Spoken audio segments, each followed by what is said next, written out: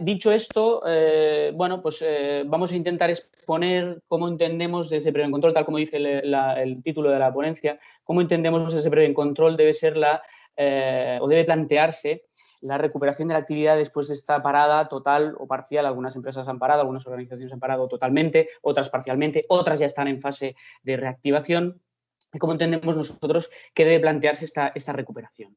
Y cómo pues, afrontar esta implantación o esta aplicación de las medidas preventivas de tipo organizativo, que son muy potentes, y de todo tipo también, es decir, de colectivas, individuales, como se ha comentado también en la presentación. Cómo podemos afrontar esta implantación y estas medidas para bueno, pues conseguir el objetivo y retomar la actividad pues, con las máximas garantías de seguridad. Perfecto. Entonces, desde Previo en Control lo que planteamos es la realización de un plan de reincorporación, que de alguna... Digo además también que es nuestro planteamiento, es decir, que seguramente, hay otras formas de enfocarlo y hay otras formas de plantearse esta reincorporación, pero nosotros, pues en base a nuestra experiencia, no específicamente en temas o en el COVID, porque es algo que nos ha venido a todos un poco de nuevo, como esta pandemia como tal, pero sí, bueno, pues en base un poco a nuestra experiencia en otros ámbitos parecidos desde el sector de la seguridad y salud, que pues, ya llevamos unos cuantos años en este sector, pues hemos entendido que esta fórmula era pues, quizás la mejor manera para de una forma ordenada, estructurada, conseguir pues esta reactivación de las organizaciones y preservando sobre todo la seguridad y salud de todos los trabajadores y que por tanto se pueda realizar esta reactivación de la mejor manera posible. Entonces digo, esta es nuestra fórmula, hay muchas y todas serán válidas, pero nosotros hemos apostado un poco por esta fórmula, como digo. Básicamente, lo que planteamos es la realización de un plan de reincorporación, le hemos llamado así, puede llamar de otras maneras, pero le hemos llamado un plan de reincorporación a la actividad, que de alguna manera pues, nos sirva como una guía o nos vaya guiando en todo este proceso, en todas estas etapas o ahora en todas las ya más que conocidas fases, ¿no? Pues que nos vaya guiando en todo este proceso para conseguir el objetivo final, que es la reactivación con las máximas garantías de seguridad. Vale. Básicamente, ¿en qué consiste entonces el plan de reincorporación? Bueno, pues el plan de reincorporación debe indicar todas aquellas medidas específicas pues con la idea de conseguir esta reactivación de la empresa después de esta parada como consecuencia del COVID-19. Y como digo, con las máximas garantías de seguridad para los trabajadores y también, para terceros. Insisto en el tema de medidas específicas porque, bueno, pues sobre todo desde el inicio de esta situación, pues todos, a través de todos los medios de comunicación posibles y todas las vías de comunicación posibles, hemos recibido mucha información. En algún momento se hablaba de infoxicación, ¿no? Es decir, casi intoxicación por un exceso de información. Y al fin y al cabo recibíamos mucha información, pero en realidad muchas de estas informaciones, de hecho costaba separar la que era válida de la que no, y al final en muchos casos era información, bueno, pues de medidas genéricas que de alguna manera ya son sobradamente conocidas por todos, pero que bueno, pues no dejaban de ser eso, medidas genéricas que ya están ya más que conocidas, ¿no? La distancia social, limpieza de manos, equipos de protección, etcétera. Bueno, o sea, conocíamos. ¿Y qué debe hacer el plan de reincorporación? Pues coger estas medidas genéricas y aterrizarlas en medidas específicas que se adapten a nuestra organización, en base a las características de nuestra propia organización. Bueno, pues no serán las mismas las medidas en una empresa que en otra, según pues, si esta empresa tiene atención al público o no lo tiene, según las características del proceso productivo, el propio volumen o el tamaño de la empresa puede afectar a la hora de tomar las medidas. Por lo tanto, son medidas específicas y deben tomarse analizando la situación y en función de las características y particularidades de la empresa. Eso quiere decir que no existe una receta mágica, no existe una fórmula única para implantarlo de una forma estandarizada, digamos, en todas las organizaciones. Cada uno debe analizar y debe ver, bueno, pues en función de sus características, si tiene turnos o no, etcétera, pues cómo puede implantar estas medidas genéricas y cómo puede trasladarlas de una forma específica a su organización. Por eso planteamos de entrada una primera fase de análisis de las características de la empresa, de sus particularidades, esas características que pueden hacernos llevar a tomar decisiones sobre medidas específicas a implantar que sean distintas, ¿no? Una primera fase en que analizamos, que estudiamos cómo es nuestra organización y a partir de ahí, una vez tenemos estos datos, pues nos permitirá poder tomar las decisiones, implantar aquellas medidas y de una forma específica y concreta para nuestra organización. Bueno, esto nosotros lo planteamos a través de ese, como digo, este plan de incorporación. Este es un poco el índice que tiene el plan. Entendemos que si seguimos de alguna forma todos los puntos que planteamos, pues conseguiremos atacar, digamos, todas las soluciones desde todos los puntos de vista posible, intentando, y sería de alguna manera, no dejarnos nada en el tintero, ¿no? Que hayamos buscado las soluciones desde todos los ámbitos, desde todos los puntos de vista y desde todas las posibilidades. Es un esquema que sirve para todo tipo de organizaciones, pero en algunos casos pues, habrá puntos que necesitan un trabajo, un mayor estudio, otros puntos que podrán ser más, bueno, pues analizados más, de una forma más ligera según el tipo de organización y según sus características.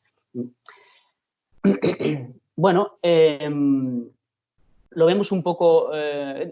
quiero decir, el plan además es un documento que está vivo y que tiene actualizaciones y cambios constantes. Lo hemos visto además que actualmente, pues con los cambios que hay, que hemos visto en las últimas semanas o ya casi meses, ¿no?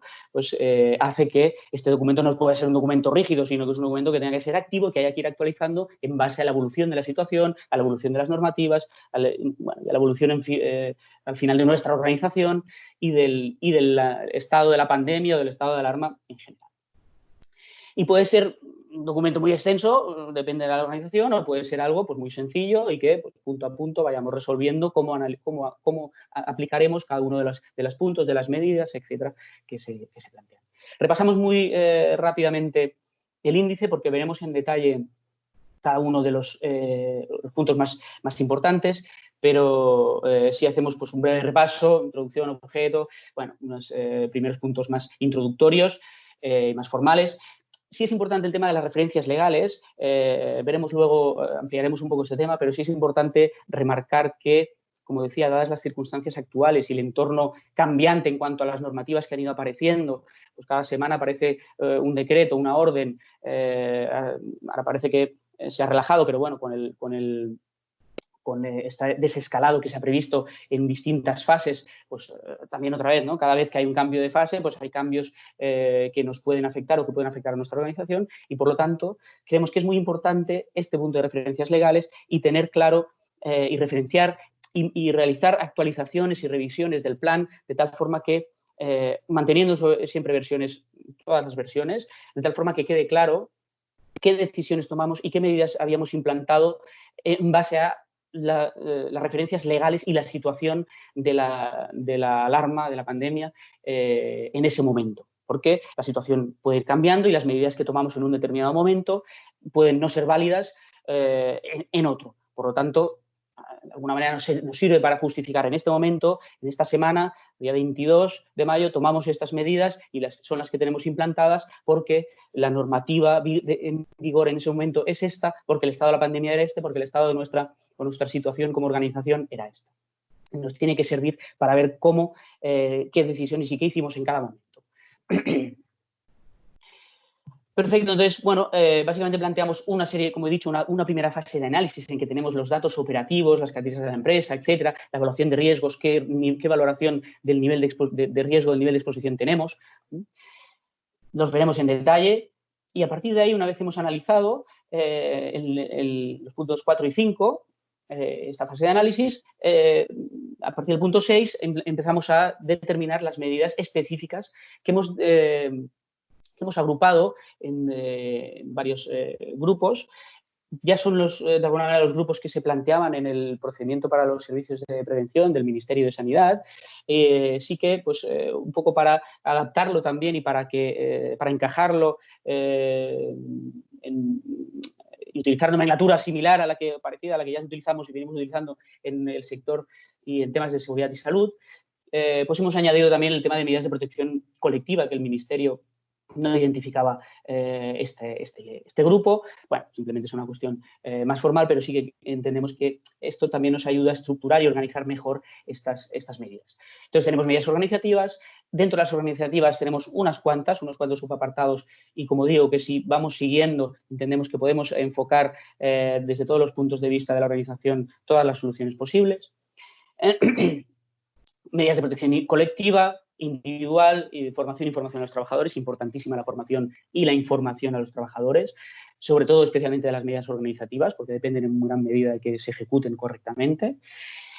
Y luego también medidas de control que nos ayuden a ver si todas estas medidas específicas que hemos implantado en nuestra organización están funcionando o no, por qué funcionan, por qué no, y si, en base a lo que veo, la evolución que siguen estas medidas, pues es necesario reconducirlas, readaptarlas, anularlas y tomar otras medidas distintas.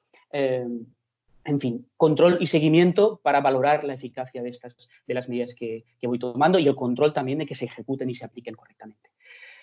Planteamos una planificación de medidas preventivas para que de alguna manera tengamos registradas todas estas medidas que hemos determinado. La veremos.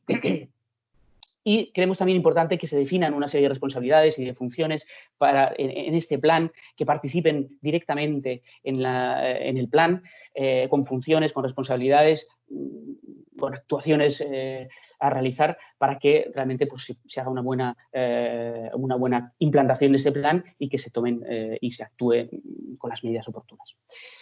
Vale. A partir de ahí, una serie de anexos que aportan más información al documento, que pueden ser, pues, desde las fichas que utilizaremos para informar y para formar a los trabajadores, las características de los equipos de protección, etc. Información de alguna manera complementaria que nos puede servir para llevar a cabo el plan. Bien, entonces ya lo hemos comentado, el objeto del plan es conseguir la reactivación de la empresa a la vez que pues evitamos que se propague y que haya un contagio del COVID entre los trabajadores, por lo tanto, protegiéndoles y como decía antes, con las máximas garantías de seguridad y de salud.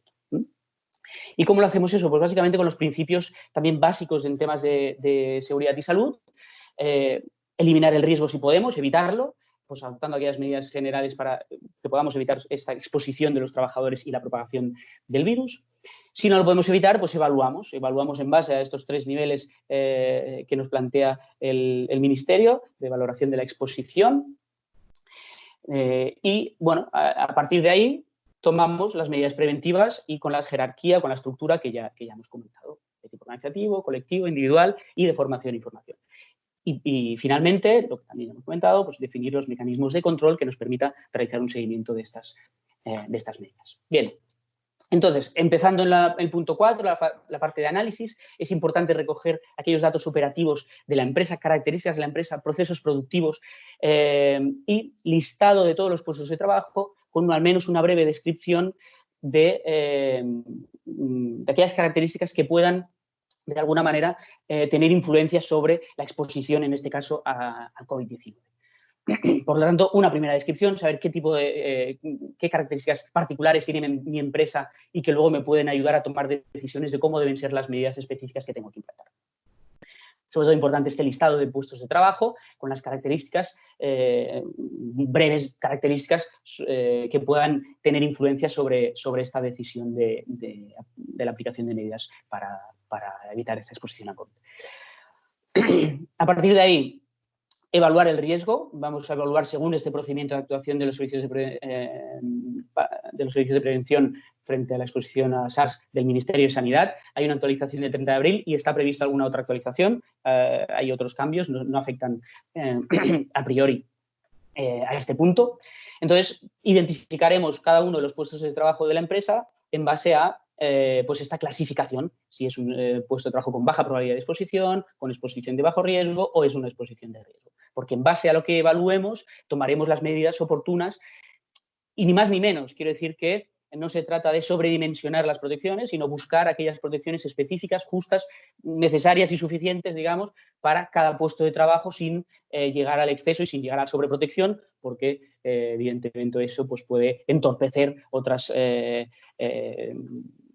funcionalidades u otras características del funcionamiento de la empresa. Por lo tanto, se trata de intentar conseguir el equilibrio entre conseguir la máxima protección para los trabajadores, pero pues, con la justa medida en cuanto a las protecciones o las medidas que se deban tomar. Por eso es importante evaluar el riesgo. Hay otros métodos de evaluación en temas de seguridad y salud para los contaminantes biológicos, pero la propuesta por parte del Ministerio pues, son estos 3 niveles de valoración de riesgo y, por tanto, creemos que es interesante pues, utilizar esta valoración. Se podría ampliar la valoración, pero en principio es suficiente con esta que se propone.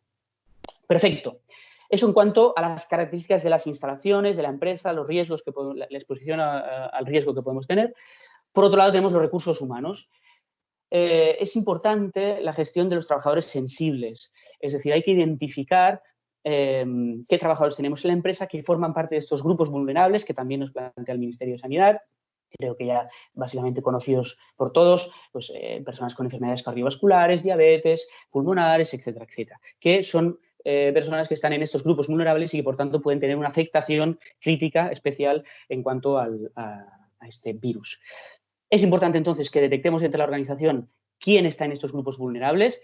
En muchos casos deberán ser los propios trabajadores los que identifiquen que pertenecen a estos grupos, al menos de entrada, pero sí teniendo cuidado, es decir, mucha precaución por el tema de la protección de datos, en el que no es necesario que faciliten cuál es su patología, sino que simplemente estoy pues en uno de estos grupos y a partir de ahí ya veremos cómo se intervendrá. De hecho, la intervención pasa por el servicio médico del servicio de prevención, que es el único que puede disponer de datos pues confidenciales sobre el estado y las patologías de los trabajadores. Pero sí se debe identificar, tenemos estos trabajadores y a partir de ahí veremos cómo lo trabajamos y cómo lo analizamos. Se debe detectar qué trabajadores tenemos en estos grupos. Insisto, no necesariamente o no en ningún caso deben plantearnos qué patología tienen para preservar esta confidencialidad. Sí que es importante también en estos puestos en los que tenemos trabajadores sensibles, esta valoración que también propone el Ministerio con 4 niveles, nivel de riesgo 1, 2, 3, 4, que luego servirá para, en base a el análisis y la valoración médica y estos niveles de exposición laboral, pues valorar si, obtener la valoración del trabajador si pues está es una valoración de un 1, que no precisa adaptación ni cambio del puesto de trabajo, es 2, que puede continuar la actividad laboral, pero puede realizar tareas con exposición, etc. En fin, en base a estos criterios, a la valoración médica y estos niveles de riesgo, pues se obtiene esta valoración y en base a eso pues habrá que tomar las decisiones oportunas que correspondan. Perfecto, luego veremos cómo continuamos con este tema. Importante tener estos trabajadores identificados. Bien, a partir de ahí, el resto de la plantilla. Bueno, el resto de la plantilla nosotros proponemos desde Prevencontrol y nos parece interesante poder realizar pues, pruebas a toda parte de la plantilla, un poco para, para que obtener datos que al final nos sirva también para tomar estas decisiones que buscamos. Nos tiene que permitir, pues, si detectamos que una persona está en el punto en que, el indicador nos dice que tiene la infección superada con respuesta inmune, bueno, pues sabemos que este trabajador ha desarrollado inmunidad y, por lo tanto, lo podremos ubicar en aquellos puestos en los que el nivel de valoración del riesgo de exposición es mayor. Cuidado siempre manteniendo las máximas precauciones y las mismas precauciones, de alguna manera, que hemos tomado para todos los trabajadores. No quiere decir que el hecho de que haya desarrollado inmunidad, pues ya no necesite utilizar equipos, no necesite mantener las distancias, etc. Simplemente que tenemos un extra, una garantía más, que ese trabajador, pues a priori ha desarrollado esta inmunidad y, por lo tanto, pues tenemos una cierta garantía extra. Nos tiene que servir también este estudio epidemiológico de toda la plantilla para poder valorar de una forma digamos, estadística o conocer el volumen de trabajadores que podemos tener en riesgo y los que, de alguna manera, pues sabemos que, como digo, han pasado la el virus y han desarrollado inmunidad. Si yo sé que tengo el 80% de la plantilla que no se ha contagiado y por tanto no ha pasado el virus, no tiene inmunidad, pues en fin, sé que tendré que extremar las precauciones porque si en algún momento hay un rebrote y tengo algún contagio, tengo al 80% de la plantilla en riesgo de que se pueda contagiar y por lo tanto puede ser que vea complicado seguir con mi actividad productiva, ¿no? Por el contrario, si el 80% de mi plantilla es inmune, bueno, pues eso me ofrece ciertas garantías. Insisto, yo no relajaría las medidas preventivas, pero sí que me da unas ciertas garantías y una cierta tranquilidad en cuanto a que, bueno, pues sé que en condiciones normales pues tendré al menos el 80% de la plantilla disponible. Planteamos este estudio, estas pruebas a través de la serología ELISA, que es esta analítica de sangre, y que valora estos dos, anticuerpos, IgMs y IgGs, y que nos dicen, bueno, pues el estado de contagio o la cantidad de anticuerpos para la inmunidad que ha generado el cuerpo, y nos produce, y podemos valorar todos estos distintos niveles en base a la combinación de los dos resultados. Sí que recomendamos y nos parece, de hecho, imprescindible analizar bien qué datos queremos obtener y planificar una buena estrategia de muestreo. Quizás no hago inicialmente toda la plantilla, quizás empiezo por una parte, por unos puntos críticos, por las zonas donde tengo mayor exposición, por los puestos más críticos que necesito proteger, y plantearse una estrategia de muestreo que muchas veces va en combinación con distintas de los test que hay actualmente, que es el PCR, test rápidos y estas serologías, ELISA. En muchos casos la estrategia pasa por la combinación de varias de estas pruebas, ¿no? Por ejemplo, aquí vemos un pequeño esquema que hemos planteado y que en caso de que se haga la serología y el trabajador aparezca como negativo en ambos casos, ¿tiene síntomas? No, pues entonces lo contemplamos como no inmunizado. Sí, pues entonces habrá que hacer PCR y si sale positivo habrá que aislarlo y si sale negativo pues lo consideramos como un trabajador no inmunizado. Pero es importante plantearse esta estrategia para tener claro cómo vamos a actuar con los resultados y que realmente estos resultados nos aporten los datos que nosotros queremos evaluar y queremos trabajar. A nosotros nos parece interesante, pero habiendo planteado claramente esta estrategia. Perfecto. Vale, hablando, como comentaba al principio, del tema de las referencias legales, he incluido aquí, dado la situación actual en la que estamos, ¿no? En la que, bueno, pues cada semana o cada 15 días, en función de las zonas, pues habrá cambios de fase, es importante que en esta fase de análisis del plan también tengamos claro en qué punto nos encontramos y cuáles son las referencias legales que están en vigor y que no son de aplicación en ese momento. He puesto algunas para que simplemente a modo de algunas transparencias de esta orden del 9 de mayo que explica qué medidas deben tomarse en la fase 1, simplemente a modo informativo.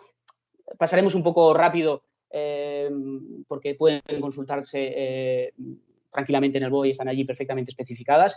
También se pasará la presentación, con lo cual pues podréis ver todos los puntos, pero para una revisión exhaustiva mejor acudir directamente a la orden donde veréis allá todos los puntos. Pero sí que me parecía interesante hacer una breve revisión para ver un poco qué es lo que nos indica la normativa. Esta fase 1, además creo que es sé que es la fase que actualmente tiene las Baleares, excepto Formentera, que está en fase 2.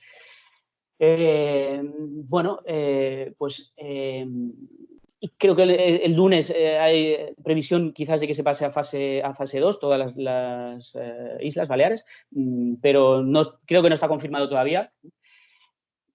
De confirmarse, pues entonces hay que ver si en la fase 2 qué medidas tenemos. Son medidas ¿qué medidas propone la normativa? Son medidas que son bastante parecidas, sí que se van relajando, pues en algunos casos dice, son órdenes ministeriales que hablan mucho de determinados sectores, hostelería, restauración, en fin, en resumen, locales de pública concurrencia, y se centran mucho en esos, en este sector, por eso también me ha parecido interesante revisarlo. Porque entiendo que quizás muchos de vosotros, vuestras empresas o las empresas a las que pertenecéis están en este sector. Y lo que decía es que pues en base a las fases, pues se van relajando estas medidas, que si el aforo inicial es del 30%, pasa a ser del 40%, etc., ¿no? Se van relajando las medidas y hay que tener claro pues en qué fase, cuál es la fase que nos está aplicando en cada momento y cuáles son estas medidas. Lo que sí insiste en todos los casos es que se siguen fomentando los medios no presenciales de trabajo, teletrabajo, todo lo que se puede hacer desde el confinamiento, pues mucho mejor, y yo creo que esto se mantendrá hasta el final de la alarma, del estado de alarma. Y medidas de higiene y de prevención, bueno, pues son las típicas y genéricas que, como digo, ya conocíamos desde el primer momento. Geles, distancias de seguridad, insisten siempre en los 2 metros, que se modifiquen puestos, que se tomen medidas organizativas, los turnos, etcétera. Sí que entra en detalle con algunos casos puntuales, como el fichaje de la huella, que clarifica que debe ser sustituido, bueno, y insiste en los equipos de protección, formación e información y, sobre todo, tema de las distancias que deben cumplirse siempre en todas las partes, en todos los puntos de la empresa. Vale. Como digo, me parece interesante una pincelada de lo que dice esta orden del 9 de mayo sobre la fase 1 para esta transición hacia la nueva normalidad. Condiciones para la reapertura al público de establecimientos y locales comerciales minoristas y de prestación de servicios asimilados. Bueno, inicialmente dice que en locales de menos de 400 metros, luego hay una modificación que dice que los demás también, los de más de 400 metros también podrán abrir y lo que sí que tendrán que hacer es acotar esta superficie de apertura al público a los 400 metros. Condiciones, 30% del aforo, que hay que indicar el aforo máximo y que habrá que tener, claro, mecanismos de control y recuento para contabilizar y para controlar este aforo. No dice cómo debe hacerse, eso es lo que de alguna manera deberemos especificar en nuestro plan de reincorporación y cómo trasladaremos estas medidas genéricas, a medidas concretas y específicas en nuestra organización. La distancia de los 2 metros, establecer un horario de atención prioritario para mayores de 65, establecer mecanismos de recogida en el local de productos que se compren online, también el reparto a domicilio y además preferente para colectivos determinados. Dentro de nuestra empresa, organizar la circulación de personas para conseguir mantener y cumplir con estas distancias. Veremos algunos ejemplos. Y en los aparcamientos también insiste, bueno, pues sistemas contactless, sin contacto o incluso el control manual por parte de personal de seguridad que además vigile también el tema del aforo. Más medidas para establecimientos y locales comerciales. Limpieza y desinfección de las instalaciones, al menos dice 2 veces al día, una al final del turno, una al final también del día, etc. Revisar funcionamiento y limpieza de sanitarios, grifos, etcétera, los aseos en los establecimientos y locales comerciales. Dice también que en los locales comerciales no se debería permitir el acceso a los aseos por parte de los clientes, dice también salvo es imprescindible. Más medidas de higiene entre el cliente y el vendedor, al menos 1 metro, pero que debe haber elementos de protección, mascarillas, pantallas, etcétera, o de aproximadamente 2 metros si no existen estos elementos. Por lo tanto, siempre insiste en el tema de las distancias, no se concreta cómo debe ejecutarse eso, pero sí que se tiene mucha insistencia en el tema de las distancias. Siempre el mantenimiento de las distancias de 2 metros entre un cliente y otro. Más medidas para los locales comerciales, tiempo de permanencia de los clientes el mínimo imprescindible o el estrictamente necesario, señalización de cómo debemos cumplir para saber, pues es complicado calibrar. Ahora quizás ya empezamos a tener claro cuánto son 2 metros, ¿no? Pero, bueno, pues señalizar estas zonas, señalizar las distancias en las cajas, en las colas, para conseguir mantener esta distancia de 2 metros y que nos facilite este cálculo o esta orientación. También en locales de más de 400, pues señalizar las zonas que pueden estar ocupadas por el público y mejorar el control de accesos. Geles hidroalcohólicos, ponerlo a disposición del público. Las zonas de autoservicio no serán autoservicio, necesitan que haya un trabajador del establecimiento.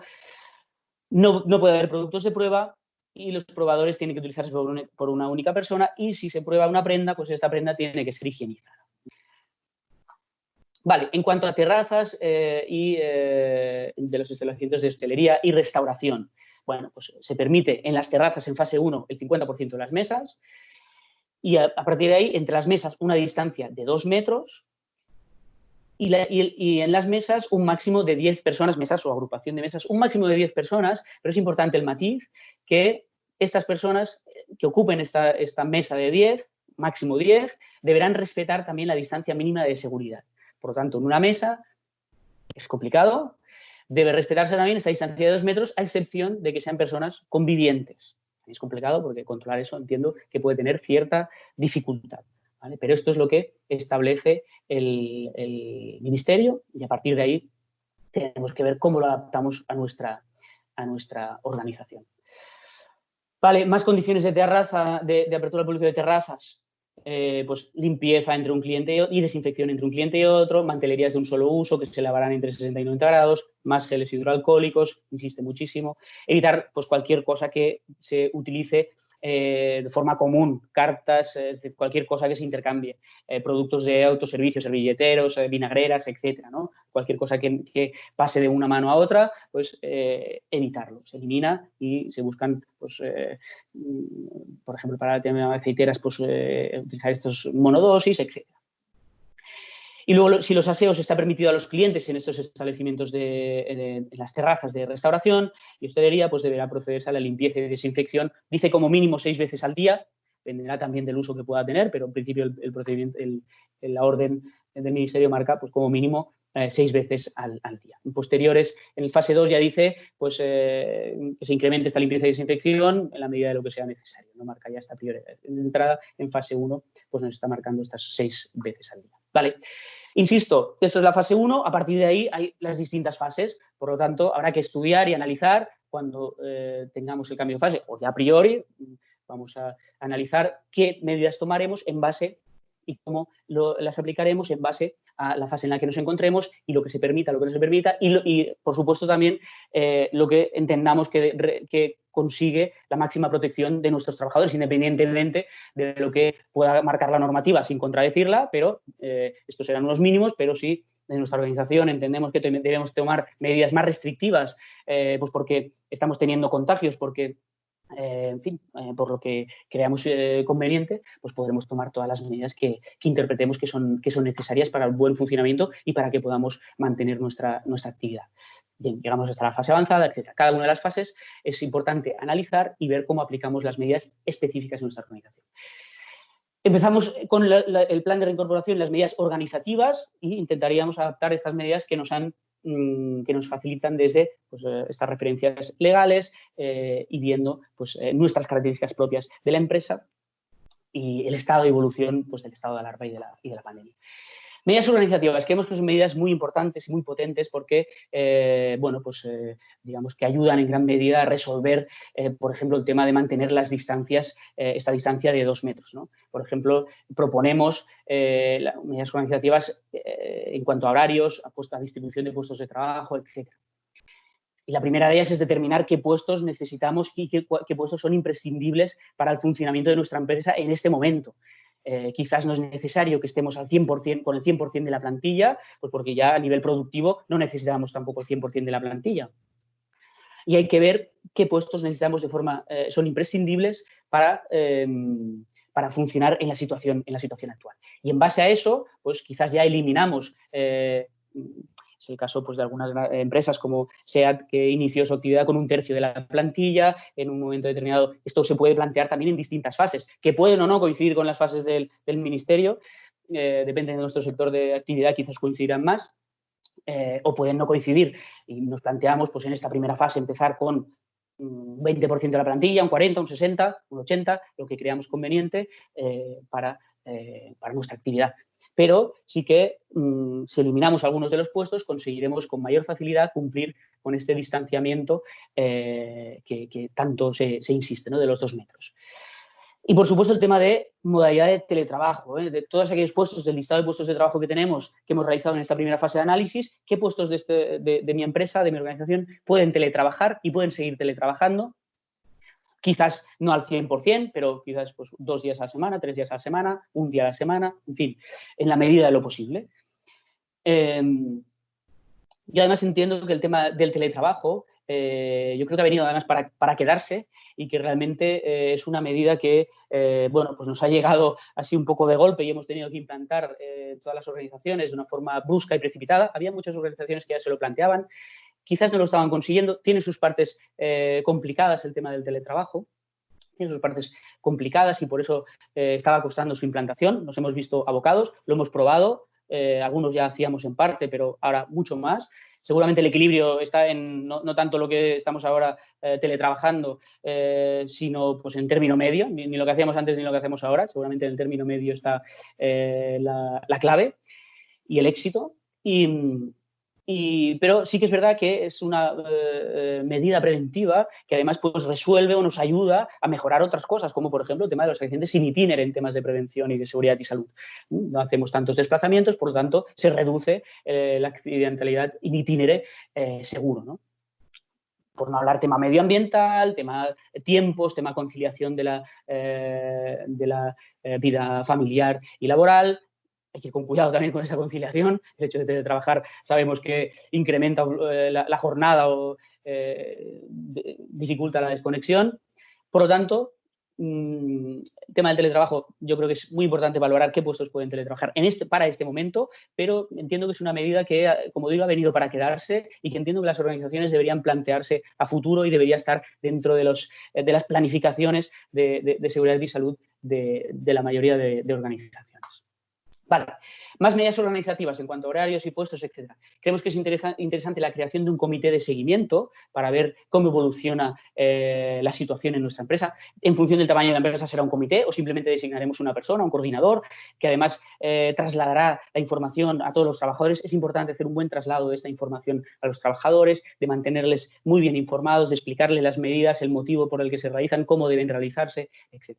Y creemos que este comité de seguimiento, que además vaya recibiendo el feedback de los trabajadores y pueda modular la evolución y las medidas y las soluciones en base a este feedback y a esta evolución. Importante flexibilizar los horarios de los turnos, pues para evitar colapsos en el momento de los accesos, el momento de fichajes. Bueno, pues un turno acaba unos minutos antes, el otro turno empieza unos minutos después. Tenemos así a los turnos además separados y evitamos estas aglomeraciones y conseguimos cumplir con las distancias de los 2 metros. Como digo, fomentar las reuniones por teléfono y videoconferencia en la medida de lo posible.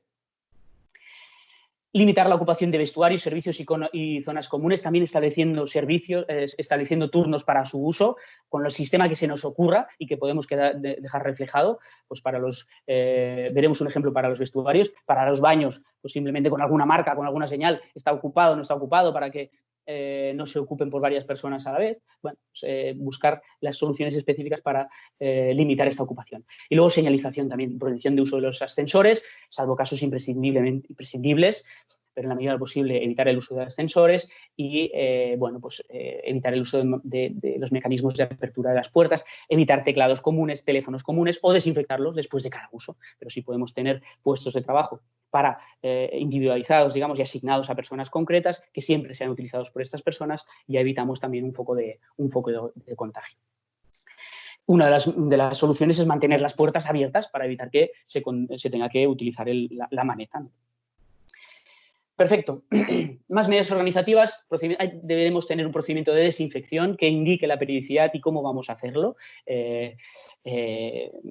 Si lo haremos después de cada uso, por ejemplo, si utilizamos vehículos de empresa, pues después de cada uso, compartidos, después de cada uso, pues se deberá desinfectar las zonas que se manipulan, el volante, cambio de marchas, etcétera, todos los botones, en fin. Y deberemos tener estos procedimientos y especificar estos procedimientos, este procedimiento de desinfección. ¿Cómo lo vamos a hacer? Para la ropa de trabajo, si se utiliza, es importante evitar el transporte a la vivienda particular para evitar llevarnos pues, el virus con nosotros. Y aquí he puesto un ejemplo. Fase 1 se dice que se deberá realizar una desinfección diaria, mientras que en fase 2 se dice que la desinfección será regular, ya no necesariamente diaria, pero pues cada cierto tiempo, cada 2, 3 días, 4, en función también del uso, pues se realizará esta desinfección. El uso de geles hidroalcohólicos, de permitir el acceso, eso es en todos los casos, y hay que garantizar este acceso, poner estos geles en los puntos clave, por ejemplo, al lado de la máquina de fichar, es un punto clave, donde si seguimos utilizando el fichaje mediante control biométrico, ¿no? Mediante la huella, pues después de fichar, pues utilizar este gel, o en todos aquellos puntos donde pueda haber contacto, pues disponer de estos geles. Mejor utilizar papel de secado para el secado de manos que no estos secadores de aire, ¿no? Porque estos pueden, digamos, liberar al ambiente todo el virus y dejarlo en suspensión con este chorro de aire. Por tanto, mucho mejor papel, el secado de manos con papel. Y también recomendamos registrar todas las acciones que vayamos tomando especificando fecha, los responsables, etcétera, y toda la documentación que se pueda generar un poco para tener este histórico de qué hicimos en cada momento y si ha funcionado o no ha funcionado. ¿Vale? Bien, más medidas organizativas. Ya pasamos a ya no horarios, turnos, etcétera, sino respecto al acceso al centro de trabajo. ¿Cómo vamos a acceder al centro de trabajo? Bueno, lo primero y recomendable es restringir el acceso de momento a todas aquellas empresas externas solo para aquellas operaciones imprescindibles, aquellos mantenimientos o aquellas operaciones que puedan esperar de momento, deberían esperar al momento en que puedan realizarse. Limitarlo a las imprescindibles. Se pueden establecer mecanismos de control en los accesos, como por ejemplo el control de temperatura. El control de temperatura no es infalible, quiero decir, se nos escapan muchos casos con el control de temperatura, pero sí que si nos ayuda y detectamos alguno, detectamos esta persona 37,5, no pasa, ¿vale? Pues al menos hemos eliminado un posible foco. Se escapan muchos asintomáticos, se escapan muchos que no están en esos niveles de fiebre. Por lo tanto, lo digo porque ponemos un control en los accesos para controlar la temperatura, pero eso no es una garantía total. No podemos relajar las medidas que tengamos en el interior de nuestra empresa porque sabemos que no es infalible. Que nos ayudará, toda ayuda, todo es bueno y si podemos hacerlo, pues lo haremos. Esto genera, y seguro que habrá algunas dudas y consultas sobre si el trabajador se puede negar o no a tomarse la temperatura. Bueno, hay análisis por parte de juristas expertos de todo tipo, pero nosotros apuntamos a que por la Ley de Prevención de Riesgos Laborales, en la que el artículo 22 habla que la vigilancia de la salud será obligatoria cuando la persona, el hecho de no realizarse este reconocimiento, pueda generar un riesgo para terceros. Yo creo que es bastante claro. Además, hay que tener claro que estamos en estado de alarma en todo el país, con lo cual en fin, no es una situación fuera de lo normal y, por lo tanto, requiere medidas también excepcionales. Pero, ya digo, ahí se puede, por supuesto, siempre mucho mejor estas medidas, negociarlas con la parte social, comité de empresa, delegados de prevención, delegados sindicales, negociar estas medidas para que se tomen de mutuo acuerdo y con el acuerdo, digamos, y la convicción mutua, ¿no? de que se pueden realizar y con el permiso de todos, ¿no? Vale, y en cuanto a... también se puede votar por una declaración responsable en que la trabajadora pues, declara que no tiene síntomas, que no los ha tenido, etcétera, etcétera, antes del acceso a las instalaciones. Dependerá del buen uso que se haga de esta declaración responsable, de la veracidad de lo que se ponga allí, pero bueno, pues también es una medida que puede ayudar, quizás más para la persona, para darse cuenta que ha tenido estos síntomas. Yo creo que ahora ya todos somos conscientes, pero bueno, pues antes de desplazarse a una empresa, saber si podrá o no podrá acceder. Bien, luego lo que decía también del tema de fichaje y disponer del gel hidroalcohólico pues al lado del equipo. Si es posible, durante este periodo, evitar tener que hacer el fichaje mediante pues la huella. Se pueden buscar, hay aplicaciones que se puede hacer el fichaje pues mediante el teléfono, que es individual y que por tanto no necesitas entrar en contacto con ninguna otra superficie. En la medida de lo posible, evitar todos los contactos posibles. En cuanto a las medidas para la movilidad, bueno, se promueve durante esta situación el transporte individual. Un poco también lo que hablaba de las referencias legales, ¿no? En este punto siempre lo comento porque ¿quién iba a decir hace 3 meses que se promovería el transporte individual? Era prácticamente impensable, ¿no? Promover que la gente se desplace en su vehículo propio, de forma individual, en el coche. Bueno, pues la situación actual, el estado de alarma, la situación de la pandemia, la reglamentación, bueno, pues nos lleva a proponer y a aplicar en nuestra empresa esta medida, promover el transporte individual. Bueno, extremar la limpieza del vehículo es importante, sobre todo las zonas que tocamos, el volante, palanca de cambios, frenos, manecillas, etcétera, ¿no? Y la mascarilla, utilizar la mascarilla al salir del vehículo. Vale. En el transporte público, pues también siempre es importante mantener la distancia de seguridad y tocar el mínimo de elementos pues, que puedan haber sido manipulados por otras personas, ¿no? Evitar horas puntas, por eso un poco también lo de la flexibilización de los horarios.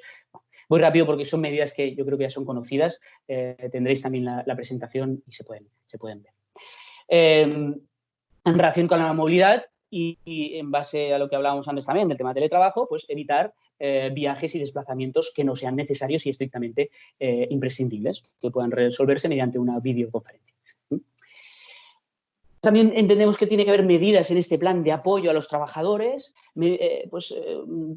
por ejemplo, un servicio de atención psicológica online. Es verdad que esta situación, esta crisis es complicada para todos, que a todos nos puede afectar de una manera o de otra. Incluso un trabajador que se reincorpora puede existir, puede tener miedo a contagiarse, lo cual le puede generar una cierta ansiedad, etcétera, ¿no? Por eso entendemos que también es importante plantearse en este plan de reincorporación medidas que puedan apoyar a los trabajadores en la parte psicosocial, en la parte psicológica.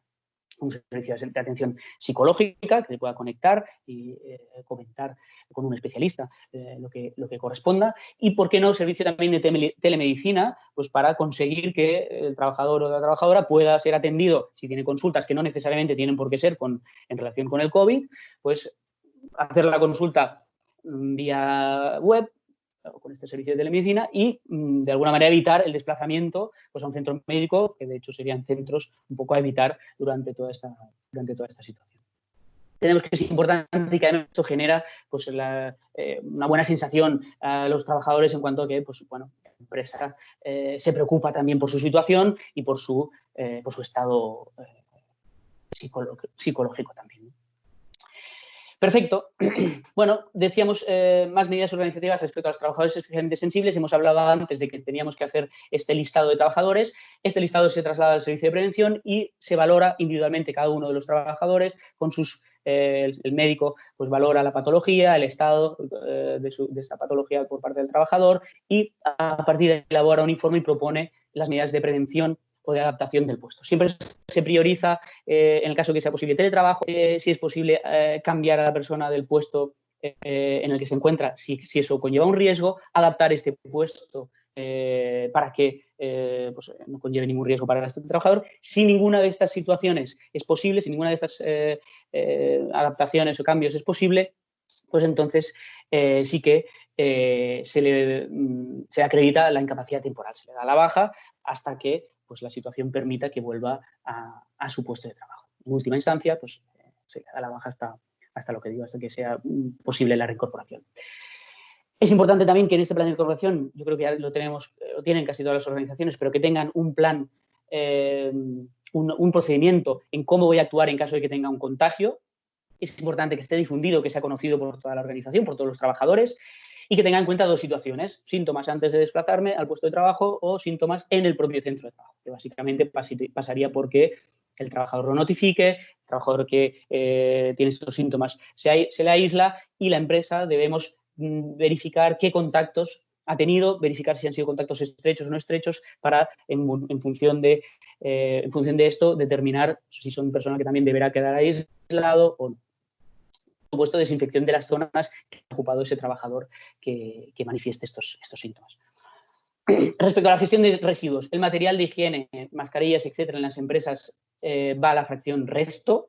En hospitales y otros centros de salud, esto por supuesto no, esto lo tratarán como residuos infecciosos y lo gestionarán como tal.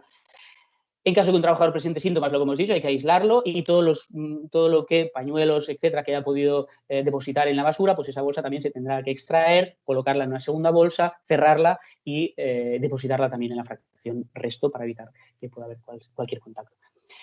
Recomendamos que las papeleras tengan una bolsa y que puedan cerrarse con tapa y que se abran con pedal para evitar manipulaciones. Bien, de protección colectiva.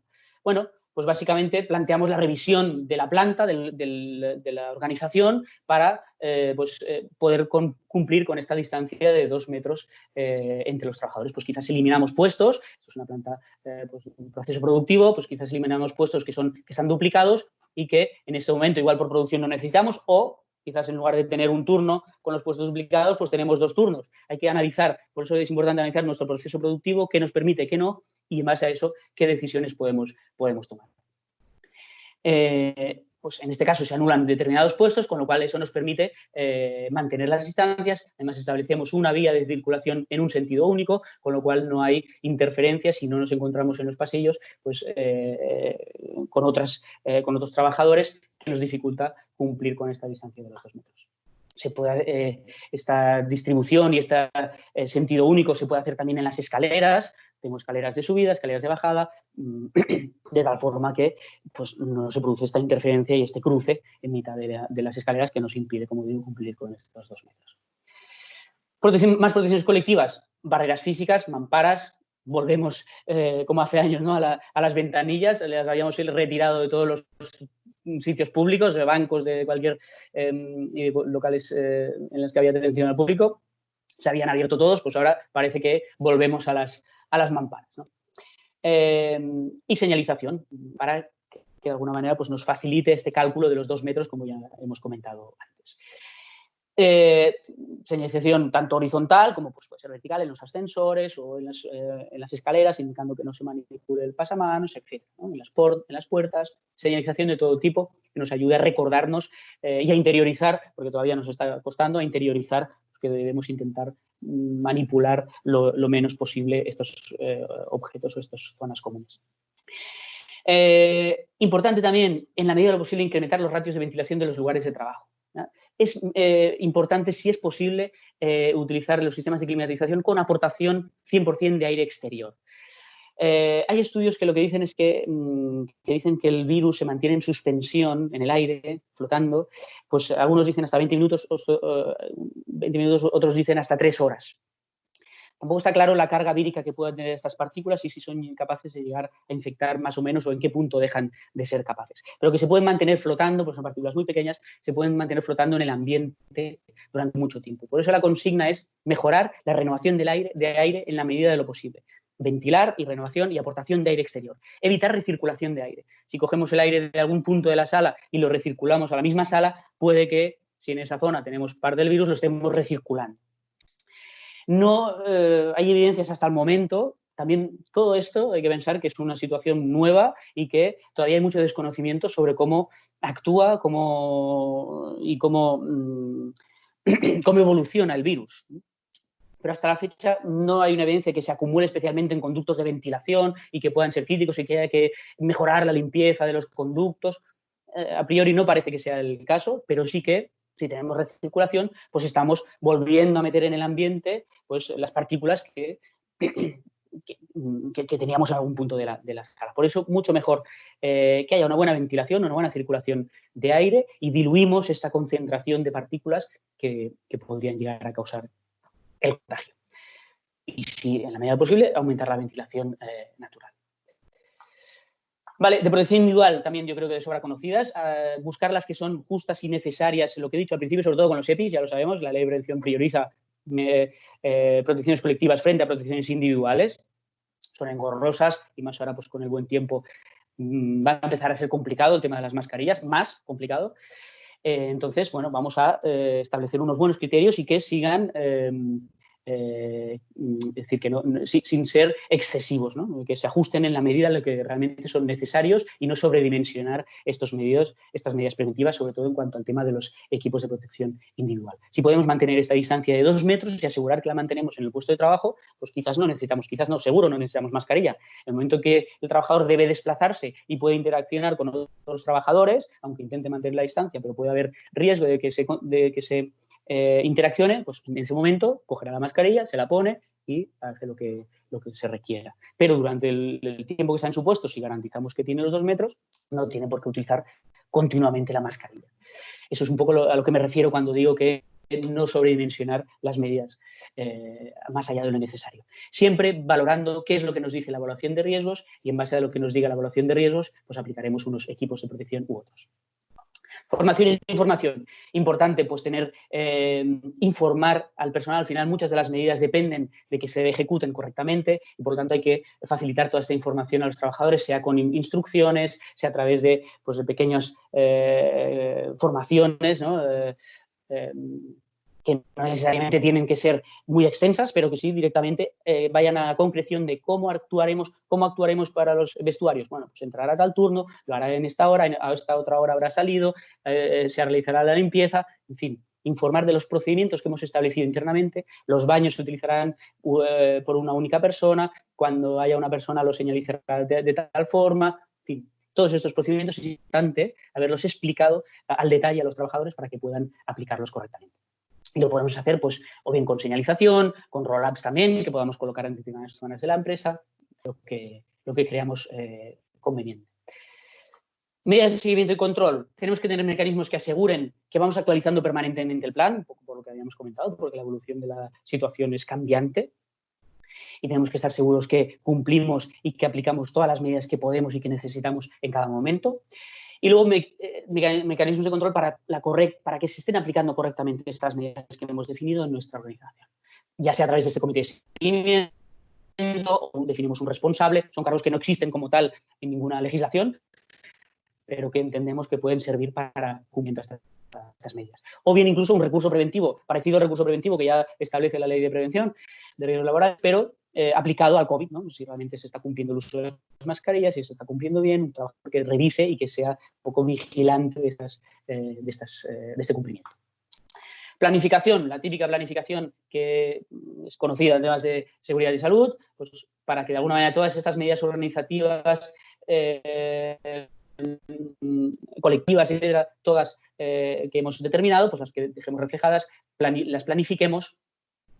Podemos identificar el presupuesto de ejecución. Sobre todo es importante, los plazos suelen ser o son inmediatos en estos casos, y sí que es importante la responsable o la designación de un responsable para que tengamos claro que esas medidas o que esa medida depende de tal persona y que va a ser quien se encargue de llevarla a cabo para que no se quede perdida, ¿no? También, lo que hemos comentado al principio, es importante el tema de definir funciones y responsabilidades, sobre todo desde la dirección, que asegure y que promueva de este plan de incorporación y, por supuesto, todas las figuras que creamos conveniente, técnico de seguridad y salud, del servicio de prevención, si decidimos designar un coordinador, etcétera, que de alguna manera con sus funciones y responsabilidades todos estos personas pues ayuden a la implantación y el desarrollo de este plan de una forma correcta, coordinada y consensuada por todos. Vale. Ejemplos de buenas prácticas. Bueno, pues tenemos el caso de una empresa que divide el único turno de trabajo que tenía en 3 turnos y marca estos horarios de 6:15 a 2 menos cuarto, de 2:15 a 10 menos cuarto, de 10:15 a 5:45, a 6 menos cuarto. ¿Con qué? Pues con la idea, que además dice que la hora establecida es la hora de entrada y salida del vestuario. ¿Por qué? Pues porque en los intervalos en los que los vestuarios están desocupados, pues se procederá a la limpieza y desinfección del vestuario. Además, dice también que el intercambio de información entre los turnos no se realiza de forma presencial, como se venía haciendo, sino se realiza mediante anotaciones en el sistema informático, de tal forma que lo que consigue es tener 3 turnos, donde antes tenía 1, ahora tiene 3 turnos, completamente segmentados, completamente sectorizados el uno de otro, y si en algún momento tiene un contagio en alguno de los turnos, pues sabe que dispondrá del resto de otros 2 turnos disponibles y que le podrán seguir funcionando, seguramente no al mismo nivel productivo, pero que al menos le podrá garantizar la continuidad de su actividad. Así consigue además evitar aglomeraciones o coincidencias en el momento del acceso al centro de trabajo, de los fichajes, etc. En cuanto a los vestuarios, bueno, pues lo mismo, en estos 3 turnos, la ocupación de los vestuarios se definen los puntos que deben ser ocupados por los trabajadores y trabajadoras y se redistribuye el tema de las taquillas para conseguir que dentro de los vestuarios también se pueda cumplir con las medidas, con esa medida de distanciamiento de los 2 metros. En un caso de la restauración de un restaurante, bueno, pues vemos aquí la distribución del espacio para conseguir también cambios en la distribución del espacio para conseguir también mantener esta distancia de 2 metros entre las mesas. Bueno, pues se han eliminado todas estas mesas que vemos con las crucecitas, pues se decide que se eliminan para conseguir mantener esta distancia entre mesas de los 2 metros. En la barra, bueno, pues en la barra, los taburetes, pues también eliminamos aquellos que están demasiado juntos y que no permiten cubrir esta distancia y, si es posible, pues fijarlos en el suelo. Por lo tanto, pues se analiza el espacio y se valora, quizás además de eliminar algunas de las mesas, pues también se puede proceder a la redistribución de algunas para facilitar o para crear más espacios. Y en los baños, pues se anula uno de los baños también para evitar que estén ocupados por varias personas. Bueno, un caso práctico, en el caso de la restauración. También buenas prácticas en el sector de la restauración, pues importante promocionar la gestión de reservas para tener claro qué ocupantes vamos a tener en cada momento y quizás evitar que tengamos gente esperando porque se nos acumula y se nos hace imposible cumplir con las normas de distanciamiento. Facilitar medios es decir, las cartas en forma digital, por ejemplo, a través de lectura de códigos QR, que la gente lo pueda leer con el móvil y se le descargue la carta para evitar tener que estar manipulando las cartas en papel. Y, por supuesto, también el tema del servicio a domicilio, que ya se venía también haciendo.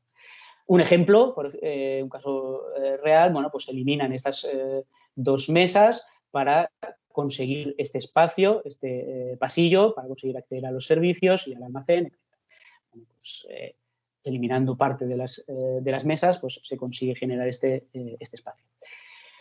En zonas de cobro, bueno, pues una de las medidas sería asignar la tarea a una sola persona, reubicar la caja de tal forma que se encuentre alejada de la zona del personal de la sala.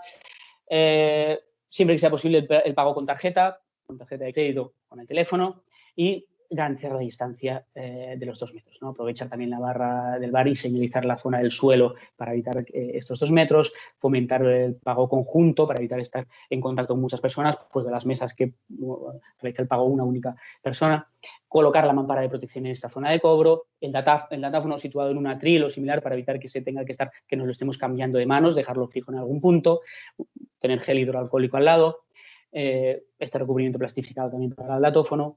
Bueno, son medidas, buenas prácticas en el ámbito de la restauración. Para el procedimiento de limpieza del local debemos tener un procedimiento y que nos ayude a controlar los puntos críticos, que lo haremos antes de empezar y al finalizar la jornada. En los aseos también cada cierto tiempo, hemos visto que marcaba cada 6 veces al día.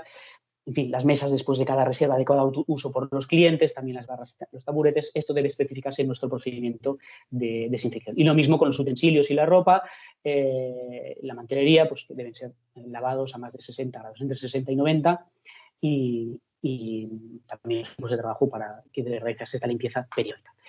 El tema de construcción básicamente aplica lo mismo en el ámbito de la construcción. Sí que es importante, recae, digamos, en el coordinador de seguridad y salud. Es una figura en la que recae la verificación de que las empresas están correctamente aplicando las medidas que se especifican en el plan y a través de sus recursos preventivos que se vigila también el cumplimiento de estas medidas especificadas en la obra. Pero básicamente distanciamiento, geles hidroalcohólicos en aquellos puntos en los que haya posibilidad de manipulación de algunas cosas que pueden ser utilizadas de forma común, herramientas, desinfectarlas también después de cada uso. Y sí es importante también, y se puede utilizar el cuestionario previo de incorporación al puesto de trabajo, bueno, pues si el trabajador manifiesta que tiene síntomas o no, y en base a eso pues, se le permite el acceso o no a la obra. Ejemplos de señalización, de buenas prácticas de señalización, con frases que además pues, son, por ejemplo, estamos a 2 metros de acabar con él, que llaman la atención, ¿no? Frases que llaman la atención. Si tú no vas, él se queda. Bueno, de alguna manera, en puntos críticos, en pasos de peatones, señalizar estos puntos que nos recuerden el tema de la distancia. Aquí, en este caso, además, pues en esta fotografía se señaliza, o sea, balizado, anulado todo el comedor, como una buena práctica para evitar, si no se puede cumplir con este distanciamiento, pues de momento está clausurado. Crear instrucciones básicas o bien para colgar en determinadas zonas o bien para proporcionar a los trabajadores con información muy escueta, pero que es básica, ¿no? Y que es importante. Pues en espacios comunes, qué hacer en la entrada y salida del trabajo, cómo voy a actuar aquí, en el uso de baños y aseos. Bueno, pues estas fichas se pueden distribuir, se pueden colgar en la zona en concreto, se pueden distribuir en papel, se pueden distribuir vía correo electrónico a todos los trabajadores, en fin, como se determine. Una buena práctica también es una ficha para la limpieza de los vehículos, informando a los trabajadores de qué puntos son los críticos y los importantes a revisar y, bueno, pues informar con ello a todos los trabajadores que correspondan.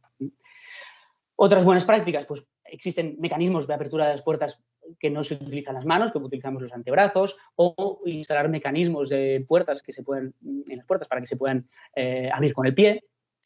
Existen apps también para controlar el contagio, de tal forma que si alguien identifica que se ha contagiado, ya le marca con quién ha estado o nos indica con quién ha tenido un contacto estrecho y eso nos ayuda a localizar enseguida qué casos posibles podemos tener dentro de la empresa. Y existen también wearables, ¿no?, que ayudan a el control de las distancias, de tal manera que, pues, con una pulsera que puede vibrar o que vibra en el momento en que se rompe esta barrera de los 2 metros de distancia. Bueno, pues son buenas prácticas que pueden ayudar al buen cumplimiento de todo lo que hemos comentado. Y para acabar, simplemente, pues, recibí esto el otro día, me gustó y creo que es interesante, ¿no? Es decir, hay que tener claro que se esté acabando y que estemos en esta fase de desescalada no significa que el virus ya no esté. Sí que significa que el sistema sanitario ya no está colapsado y puede atender los casos que vayan saliendo, pero que no estamos saliendo de la pandemia, sino estamos saliendo con la pandemia, ¿no? Todavía está el virus presente en mayor o menor medida y, por lo tanto, no debemos olvidarnos de las medidas preventivas que se han ido indicando estos días. Pues por mi parte, hasta aquí la presentación. Creo que me he alargado un pelín, pediros disculpas. Espero que haya sido interesante y que para cualquier duda, consulta o para lo que necesitéis, pues estoy a vuestra disposición. Muchas gracias a todos. Muchas gracias, Víctor. Pues si te parece, nos quedan unos 15 minutitos para las preguntas. Hay bastantes en el chat.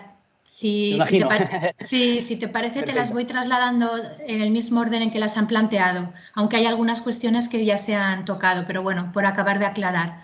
Vale. Mira, Pau pregunta, me gustaría saber si en una sala de espera de un negocio, si todo el mundo lleva mascarilla, ¿cuál es la distancia de seguridad entre sillas? Es decir, hay que priorizar el distanciamiento. Si no puedo garantizar el distanciamiento, la consigna sería, primero, anular todas aquellas sillas que no permitan esta distancia de 2 metros. Por lo tanto, intentaría solo tener aquellas sillas que, pues, en las zonas de la sala que corresponda, para que entre silla y silla estén los 2 metros. Esa es la consigna y la premisa básica. Es mejor mantener la distancia que usar mascarillas. No puedo, en fin, por lo que sea, pues entonces, si no se puede mantener la distancia, hay que utilizar la mascarilla. Entonces, no hay una consigna de qué distancia se debe mantener entre las personas que utilizan mascarilla, porque se supone que están protegidos. Aún así, podría dejar 1 metro para garantizar, pues, que no hay un contacto tan estrecho. Pero ya digo, eso no está regulado de ninguna manera. En el momento que utilizas mascarilla, se supone, pues, que ya no es necesario mantener o respetar esta distancia de los 2 metros. Ojo, porque el uso de las mascarillas se deben utilizar correctamente, no es fácil, deben ir bien ajustadas. Los EPIs, como en seguridad y salud pasa, no son una garantía total. Por eso, la ley de prevención, y en este caso también es lo mismo de aplicación, mejor protecciones colectivas, mejor mantener la distancia. Si no puedo, pues los EPIs, y a partir de ahí, hombre, yo no colapsaría la sala, intentaría mantener una cierta distancia, pongamos 1 metro, para que no haya contacto físico entre las personas, y bueno, esa sería un poco la recomendación. Si llevan todos mascarilla, en principio están protegidos. ¿Qué puede pasar? Que lleven todos mascarilla, pero que alguno de ellos, y sea quirúrgica, que será lo habitual, y que alguno de ellos, pues, se la retire para hablar, tosa, no sé qué, con lo cual, si hace eso, que es muy posible, pues puede contagiar al resto de personas que están en esa sala. Si mantienes la distancia, te aseguras que eso no pasa. Pero claro, Víctor, entiendo la dificultad, entiendo perfectamente la dificultad.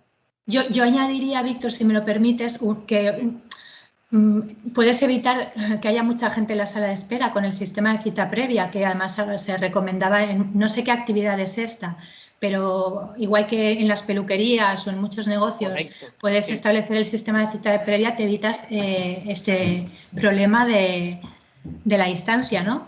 Totalmente, quizás. Sí. De hecho, sí, es decir, cita previa y distancia en las salas, citas a la gente que sabes que puedes atender y que te va a poder absorber esa sala reducida de espera, y totalmente de acuerdo, sí. Vale, te planteo lo que te pregunta María Socorro. Si este plan de retorno progresivo, de contingencia, ¿lo puede hacer cualquier empresario por su cuenta o lo debe hacer el servicio de prevención? Es un documento que no está legislado ni está regulado en ningún lado, no existe legislación al respecto. Lo puede hacer cualquiera que sea competente y que pueda hacerlo.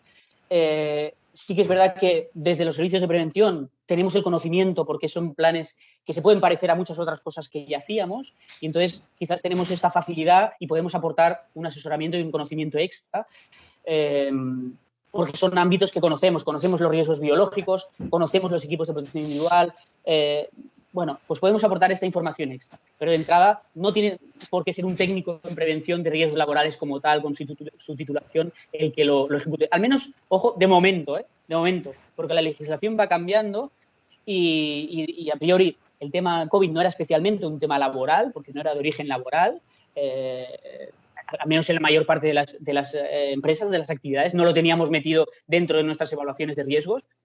Y de momento sigue siendo así, no es un tema laboral, aunque los servicios de prevención pues, ayudamos y asesoramos a nuestros clientes y por lo tanto pues nos hemos visto también asesorándoles sobre este tema. Pero como te digo, no necesariamente un técnico de prevención, sí que ayuda, sí que facilita y quizás agiliza pues este proceso. Vale, siguiente pregunta de Sergio. ¿Cómo se puede hacer esta evaluación de riesgos para el personal sensible? Bueno, esto lo ha preguntado cuando estabas en la fase de la evaluación de riesgos. Vale. ¿Cómo se puede hacer para el personal sensible si recursos humanos no puede saber qué patologías tiene el trabajador? Sí, lo que se hace es consultarlo directamente a los trabajadores y se les pide que si alguno de ellos está, si alguno de los trabajadores pertenece a alguno de estos grupos vulnerables, pues que lo notifique. Pero no notifica su patología, no dice yo tengo hepatitis, no sé qué, no, y dice yo estoy en uno de los grupos vulnerables. Ya está. Entonces tenemos este listado se pasa al servicio médico, el servicio de prevención y el servicio médico que puede manejar estos datos confidenciales, contacta con el trabajador, valora en qué punto está controlado, no está controlado, qué riesgos tienes en el puesto y a partir de ahí se emite el informe que corresponda, si hay que cambiarlo de puesto, si hay que proporcionarle una protección extra, lo que corresponda. Muy bien. Ainat te comenta, aún no se sabe si la inmunidad adquirida prevalece tiempo o garantiza que la persona no pueda en un momento dado transmitir el virus, aunque no contraiga la información de nuevo, ¿verdad? Bueno, lo que comentábamos antes, es decir, es un virus relativamente nuevo, es decir, en muchos casos se tiene ciertas dudas sobre cómo evoluciona y cómo se desarrolla, ¿no?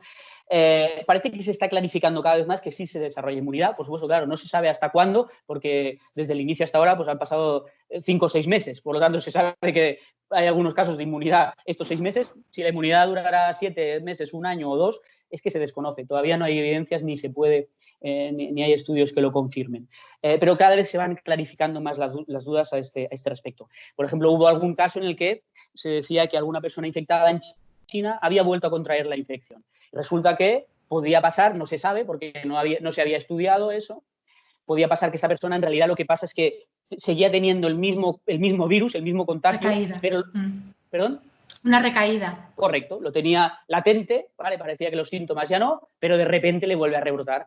No es un nuevo contagio, es el mismo virus. No se sabe, porque claro, como no se había estudiado, no se sabe si esa persona estaba libre de virus o no estaba libre de virus. Las pruebas que se realizan cada vez son más precisas. Inicialmente había ciertas dudas y nosotros fuimos muy prudentes a la hora de proponer estas medidas porque inicialmente había muchas dudas, cada vez más son más fiables, más eficientes y hay distintas graduaciones, es decir, tú puedes tener los indicadores IgM que te indican anticuerpos que se generan cuando tienes el virus. Perdón, yo no soy especialista en el tema, pero un poco como todos supongo que nos hemos ido metiendo y hemos ido aprendiendo. Bueno, pues el indicador IgM indica si tienes el virus o no lo tienes, y hay otro indicador que indica los anticuerpos, la cantidad de anticuerpos que contra el virus que has desarrollado, ¿no? Que te inmunizan. Entonces, si tienes muchos anticuerpos de virus, pero pocos de inmunidad, quiere decir que estás en una fase todavía muy inicial, ¿no? Que estás todavía con el virus o con la enfermedad en una fase inicial a tope, ¿no? Eso va evolucionando y llega un momento en que pues, el virus cada vez es menor y los anticuerpos de inmunidad cada vez van creciendo, con lo cual cuando yo estoy en esta fase sé que ya tengo una inmunidad alta y prácticamente no tengo o finalmente desaparece por completo el tema del virus y por lo tanto ya no puedo tampoco contagiar a nadie. Por eso decíamos que es importante plantear una buena estrategia y plantear muy bien qué pruebas y a quién y cómo las voy a realizar para luego poder sacar buenas conclusiones. Y porque habrá que hacer quizás a veces la combinación de varias pruebas, ¿no? Vale, gracias, Víctor. Olga te pregunta si los resultados de los test se comunican al Servicio Público de Salud. Sí, Hay los positivos. Una orden. Sí, los casos positivos hay que comunicarlos, sí. Xiomara, los que están autorizados, claro, esto no sé en qué momento era, pero Dime, ¿no? creo, él comenta, los que están autorizados entiendo que son sí, para hacer las pruebas diagnósticas, lo preguntaba. Sí. ¿Autorizados el servicio de prevención, el servicio médico, el servicio de prevención ajeno o del servicio de prevención propio que tengan contratado? ¿Es correcto? Sí, los servicios de prevención pueden hacer estas pruebas, sí. Pero tiene que ser facultativos médicos, o sea, los que hacen las pruebas diagnósticas. Vale, ahora entiendo. Del servicio médico de... Ahora entiendo la pregunta. Mira, es decir, a fecha de hoy todavía existe la regulación que hay, dice que para hacer estas pruebas, aunque se está permitiendo ya y se está abriendo una forma a realizarlas masivamente, de entrada lo que se dice es que deben ir bajo prescripción facultativa. Es decir, que algún médico tiene que decir a esta persona se le tiene que hacer la prueba porque o bien tiene síntomas o bien ha sido un contacto estrecho. Básicamente eran las dos casuísticas que se preveían y que en base a eso el médico prescribía que se podía hacer esta prueba. A día de hoy se está permitiendo, y de hecho sí que hay alguna regulación que dice que se solicita permiso para realizar estas pruebas y que se abre la veda a realizarlas de forma masiva. Y se puede prescribir de alguna manera, pues porque, bueno, si en la empresa ha habido algún contagio, en fin. Pero sí que es el servicio médico del servicio de prevención que puede prescribir la necesidad de hacer estas pruebas en base a la situación de la empresa. Sí. El hecho de conocer en la empresa qué personas han desarrollado o no inmunidad, ¿está afectado por la protección de datos personales como datos sensibles? Hay que firmar un consentimiento por parte de los trabajadores. Lo que comentaba antes, bueno, la situación es excepcional, es la que es una prueba que nos puede tener esta información, puede ayudar a evitar problemas al resto de trabajadores, por lo tanto, pero bueno, el artículo 22 de la ley dice que en estos casos se puede considerar obligatorio. Aún así, yo creo que es importante llegar a un consenso con la parte social y bueno, ponerse de acuerdo para la realización de estas pruebas y que se preste el consentimiento para que la empresa tenga el resultado de las pruebas. Un típico consentimiento como cuando nos hacemos un reconocimiento médico bueno, en temas de salud. Sí. Socorro te pregunta si quién puede dar la formación en esta materia. ¿Quién puede dar la formación? Bueno,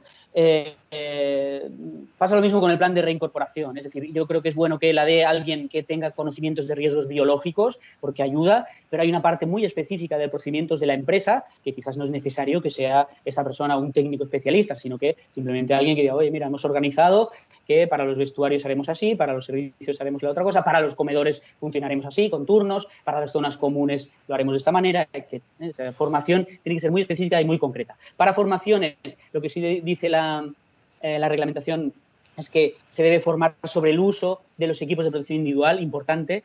No es te doy una mascarilla y ya está, sino que hay que informar y formar sobre este uso. Y eso sí que debería ser un técnico de prevención que tenga buenos conocimientos de cómo se utilizan estos EPIs para dar esta formación. Vale, José Ángel te pregunta, ¿por qué si todos llevamos mascarillas debemos respetar los 2 metros de distancia? Si las mascarillas sanitarias y quirúrgicas nos protegen al uno del otro. Pero yo creo que esto ya lo has dejado bien contestado. Sí. La mascarilla es cuando no se pueden mantener los 2 metros de distancia. Exacto, yo he insistido en el tema de los medios de protección, digamos, ajustarlos a la realidad y no sobredimensionarlos. Entonces, si yo puedo cumplir con los 2 metros, no es necesario el uso de la mascarilla. Otra cosa es que no pueda garantizar que me cumpla con los 2 metros, porque entendemos que es difícil garantizarlo. Hay un comentario, esto no es una pregunta, es un comentario de Aina que dice que la medición de temperatura no es fiable, más aún cuando los aparatos de medida no son suficientemente precisos y el personal encargado no suele tener la formación responsable. Aparte de que si antes de entrar te echas un poco de agua fría en la cara, ya mides... Ok. Vale, voy pasando rápido para ver si podemos... Totalmente de acuerdo con el comentario. Sí, sí, totalmente de acuerdo con el comentario. Por eso decía que es algo que te ayuda. Hombre, esperemos que no todo el mundo, digamos, que haga estas trampas, ¿no? Pero, bueno, pues el que detectamos. Y sí, totalmente de acuerdo.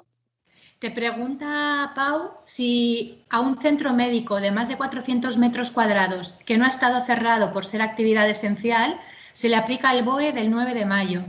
No, las actividades que no habían cerrado siguen en las condiciones que les aplicaban en su momento.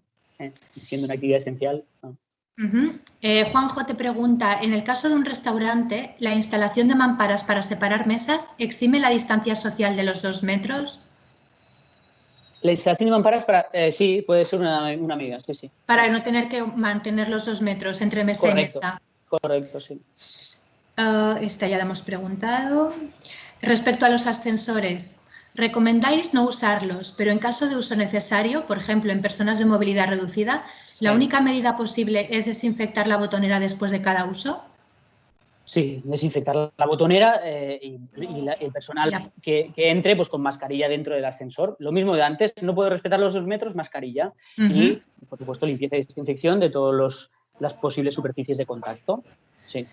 Las adaptaciones... Puede ser que... Perdóname, termina. No, ya está. Vale, es que intento ir deprisa por temas de tiempo. Claro.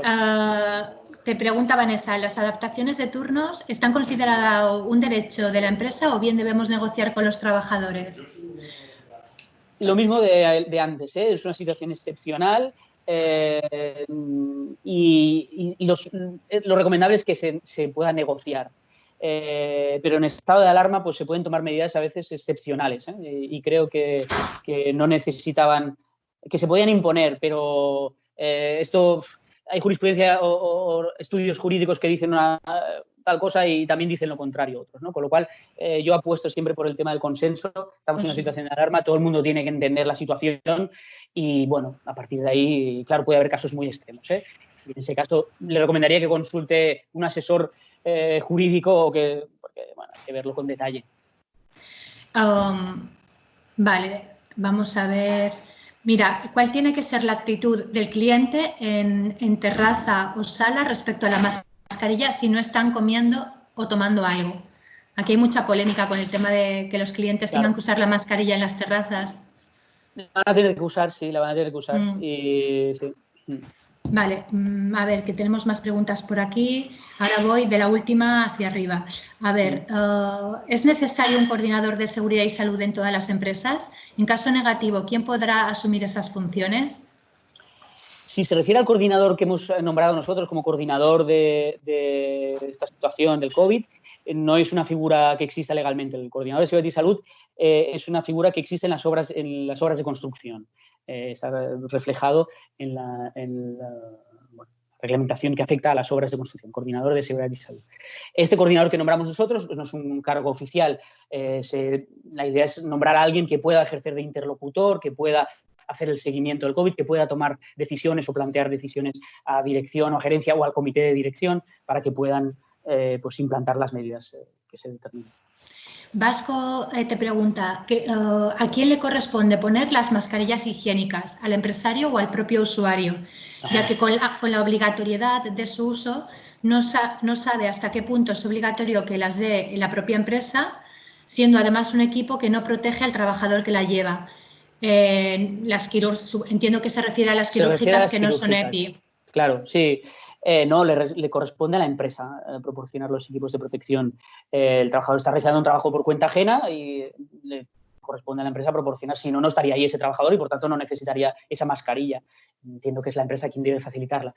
El hecho de que protejan o no al trabajador, claro, bueno, pero en este caso no tiene que ver, es una medida que se impone para evitar el contagio.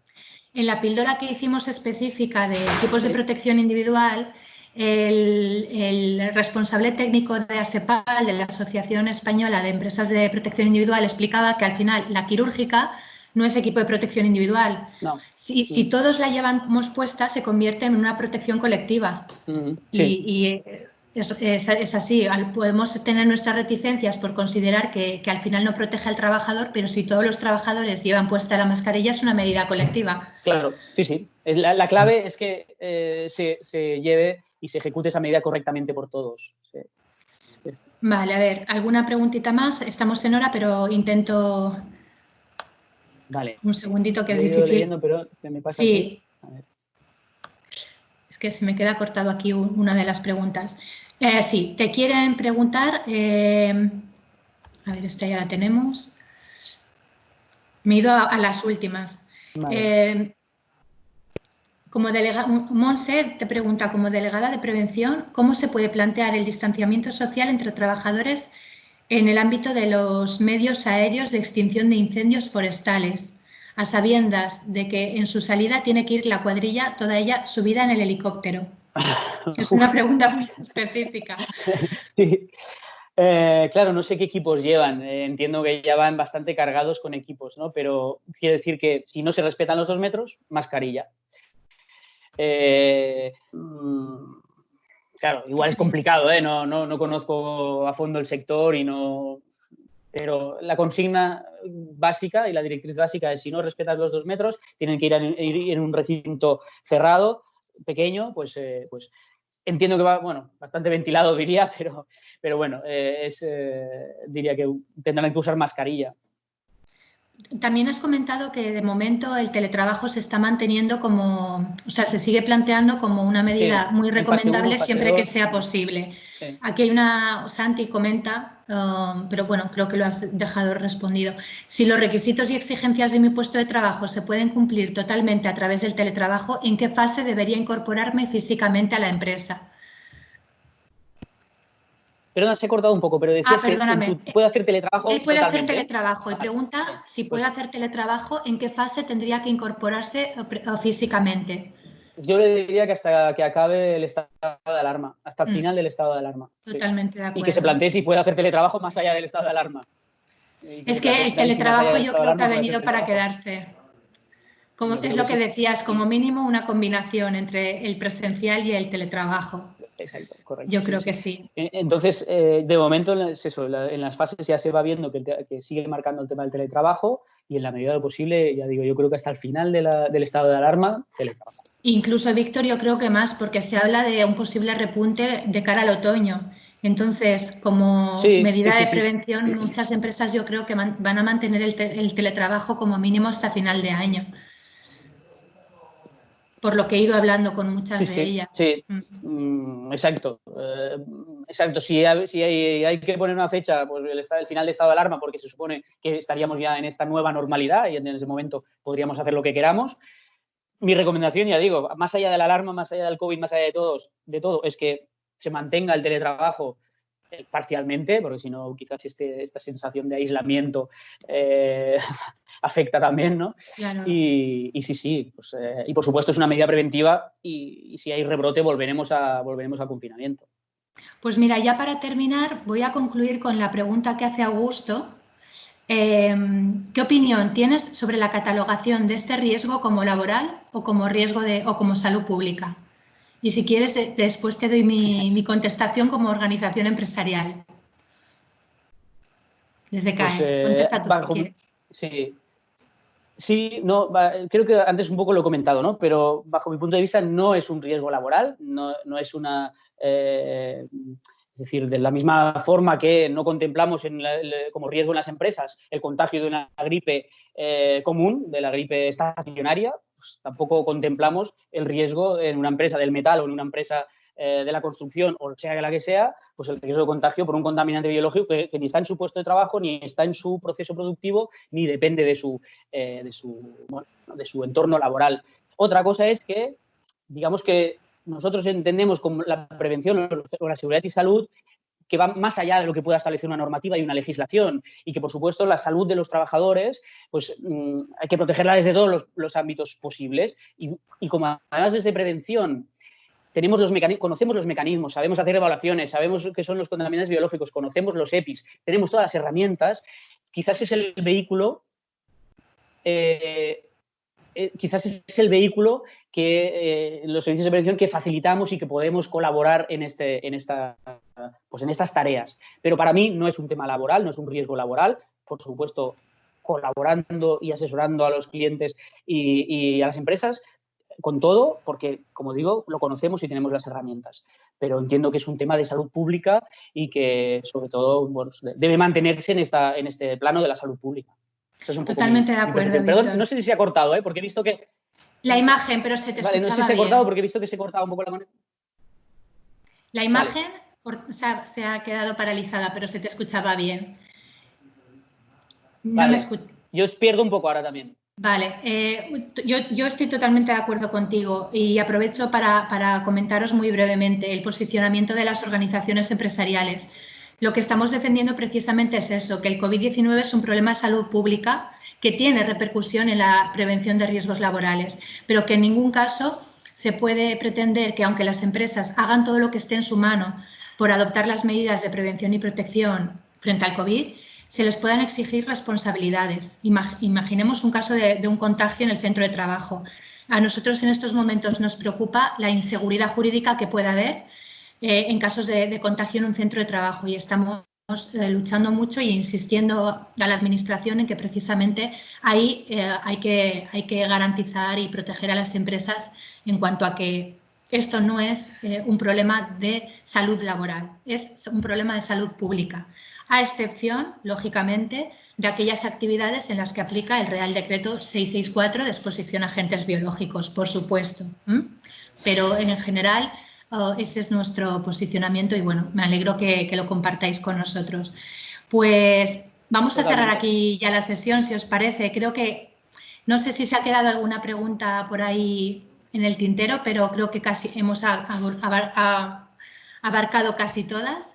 Y bueno, daros las gracias a Prevencontrol y a ti, Víctor, por la colaboración que nos habéis prestado, a todos los que nos habéis seguido en este webinar y comentaros, como os he puesto antes en el chat, que os vamos a enviar tanto la presentación que ha hecho Víctor para que la podáis tener como documento de consulta, como la grabación de esta sesión que publicaremos en el canal YouTube por si la queréis compartir o volver a escuchar o tener a vuestra disposición. Lo dicho, muchas gracias a todos y bueno, aquí seguimos organizando píldoras. La próxima con Prevencontrol dentro de poco, ya os llegará la información. Gracias y hasta pronto. Muchas gracias a todos.